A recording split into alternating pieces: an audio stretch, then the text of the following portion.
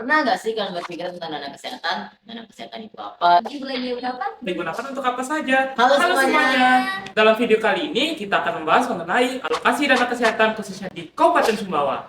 Biaya kesehatan merupakan pusatnya dana yang harus disediakan pemerintah untuk menyelenggarakan dan memanfaatkan berbagai upaya kesehatan yang diperlukan oleh perorangan, warga, kelompok, dan masyarakat.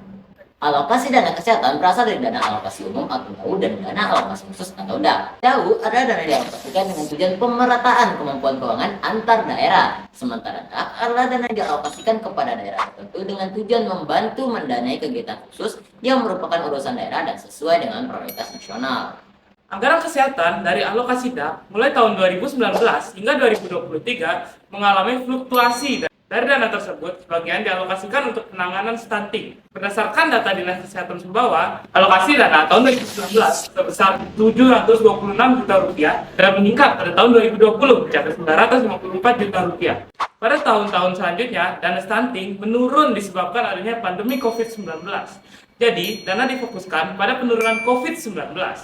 Stunting sedang menjadi perhatian secara nasional, begitu pula di Sumbawa. Pada 2020, persentase stunting di Kabupaten Sumbawa mengalami peningkatan karena adanya COVID-19 yang menyebabkan anak-anak yang telah keluar dari dini stunting kembali lagi terindikasi stunting. Inilah mengapa dana stunting pada 2020 cukup tinggi. Sedangkan tahun 2023, dana stunting Kabupaten Sumbawa mengalami penurunan. Hal ini sejalan dengan kasus stunting di Kabupaten Sumbawa yang menurun pesat hingga mencapai angka 7,78% dari 10,91% pada tahun 2020. Contoh penanganan stunting dilakukan oleh Puskesmas Labuan Lintas. Program yang dilakukan oleh Puskesmas Labuan berhasil menurunkan kasus stunting menjadi 8,47% pada tahun 2020. Program-program yang diadakan antara lain DEGRA atau Desa Ramah Gizi dan Dambabesti atau Dampingi Balita Bebas Stunting.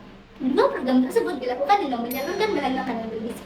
DEGRA dilakukan dengan bekerjasama dengan dinas terkait, sedangkan Dambabesti dilakukan langsung oleh Puskesmas. Selanjutnya, Dambabesti diinovasikan dengan program Gojek atau Gojek with Stunting yang melibatkan ojek sekitar puskesmas sebagai kurir. Ini ide yang sangat bagus, bukan? Tidak hanya berdampak bagi penurunan kasus stunting, tapi juga menambah penghasilan bagi ojek di pekerja. Perkenalkan, ini Alfarizi, salah satu penerima PMT dari program Ghosting. Alfarizi terindikasi stunting pada tahun 2020, namun berhasil keluar dari status gizi stunting pada tahun 2021.